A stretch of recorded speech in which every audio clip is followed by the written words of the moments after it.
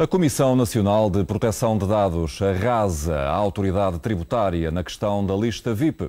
Confirma que a lista existe e trata os contribuintes de forma diferente.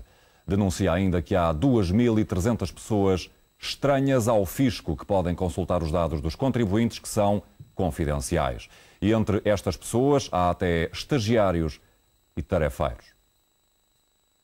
Andou a inspecionar o que se passava ao certo, quem tem, como tem e por que tem acesso aos registros que estão no fisco. A Comissão Nacional de Proteção de Dados encontrou um universo de utilizadores internos dentro do sistema, são pelo menos 12.156. A partir daqui é depois descrito um número considerado alargado de utilizadores que conhece a situação contributiva de qualquer cidadão, por exemplo, declarações de rendimentos. São, neste caso, 9.298 com este tipo de permissão de acesso, espalhados por direções de finanças, serviços centrais, serviços de finanças e serviços aduaneiros.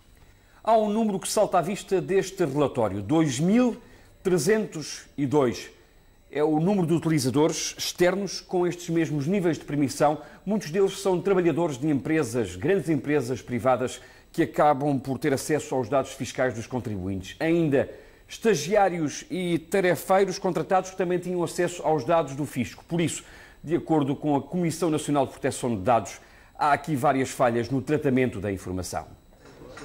Há outros números que apontam para uma enorme dificuldade da autoridade tributária em conseguir um controlo efetivo de toda a máquina. 76% dos funcionários do fisco têm acesso livre ao cadastro de qualquer contribuinte. Este relatório tem por base os trabalhos feitos em meados do mês passado. A Comissão Nacional de Proteção de Dados verificou os sistemas de informação, recolheu documentos, falou com dirigentes e funcionários. Concluiu-se, por exemplo, que há trabalhadores do fisco com acesso aos ficheiros em qualquer parte do país, independentemente das funções. Confirma-se ainda a existência da chamada lista VIP, onde se encontram os nomes de Cavaco Silva, de Pedro Passos Coelho, de Paulo Portas e também do Secretário de Estado dos Assuntos Fiscais, Paulo Núncio. No caso do Primeiro-Ministro, houve 33 pessoas que acederam ao cadastro fiscal de Pedro Passos Coelho, 3 de empresas subcontratadas. Ora, de acordo com a Comissão Nacional de Proteção de Dados, esta lista configura, e está escrito no documento, um tratamento discriminatório entre cidadãos. O documento tem a data de 27 de março. Os dados vão agora ser enviados para o Ministério Público por suspeita de irregularidades graves. Está no Primeiro Jornal o advogado Tiago Félix da Costa, especialista em Direito Penal e Proteção de Dados Pessoais, uma questão que está aqui muito em causa. Muito obrigado por ter vindo, Dr. Tiago Félix da Costa. Estamos a falar de crimes. Boa tarde. Eu acho que temos de distinguir diversas situações. Em primeiro lugar, a criação da tal lista VIP. Em segundo lugar, o acesso indevido a dados pessoais por parte, tal como consta aqui do relatório da CNPD, por parte de diversos funcionários da administração tributária que não deveriam ter acesso a esses dados. E, eventualmente, um aspecto que gostaria de sublinhar, parece, de acordo com o relatório da CNPD, que existiu um conjunto... CNPD é a Comissão de Proteção de Dados. A Comissão Nacional de Proteção de Dados, peço desculpa. Que existiu um conjunto de consultas por parte de funcionários a dados pessoais do Sr. Primeiro-Ministro e do Sr. Presidente da República que não foram comunicados à Direção da Auditoria da Administração Tributária para efeitos de procedimento disciplinar. Qualquer uma dessas 3 questões que enumerou não respeita a lei. Não respeita a lei. Isso é absolutamente claro. Vamos por partes. Vamos por partes, exatamente. A questão da discriminação de contribuintes viola claramente a Constituição. Exatamente. Porquê? Porque a proteção dos dados pessoais dos contribuintes tem que ser uma proteção extensiva e qualitativa, ou seja, não podemos proteger apenas alguns cidadãos do acesso indevido à informação que prestam à administração tributária, temos que proteger todos os cidadãos. Ou é para todos ou não é para nenhum. Exatamente. Quanto ao acesso de estranhos à informação confidencial, e porque convém sublinhar que a informação fiscal, a nossa informação fiscal, que a máquina fiscal guarda, é confidencial, esse acesso indevido é crime também. É um crime, previsto na Lei de Proteção de Dados e punível até um máximo de 2 anos de pena de prisão.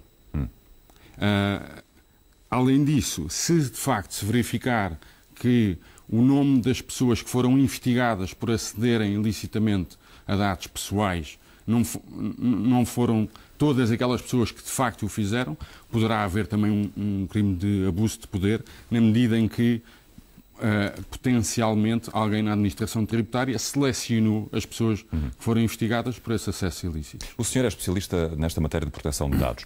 2.300 pessoas estranhas ao fisco, incluindo estagiários, tarefeiros, a acederem a dados confidenciais. Isto é normal? Infelizmente é mais normal do que deveria ser. Deixe-me explicar-lhe. Em organizações com um grande volume de clientes, por exemplo, quando estamos a falar de empresas, como na administração tributária, existe uma grande necessidade de lidar com a informação. Por exemplo, se nós formos a um serviço de finanças, vamos querer que, independentemente de ser o nosso serviço de finanças ou não, que os funcionários nos possam prestar informações. Mas a lei autoriza que sejam estranhos a lidar com informação tão sensível e que devia ser gerida pelo Estado? Justamente. O que a lei determina é que só deve aceder a dados pessoais quem tem necessidade de o fazer. Ou seja, se de facto, tal como consta aqui do relatório, 2.000 pessoas estranhas à própria autoridade tributária têm a faculdade de aceder aos meus dados pessoais relativos à minha vida fiscal e à sua, então de facto eu diria que isso é manifestamente excessivo e ilegal.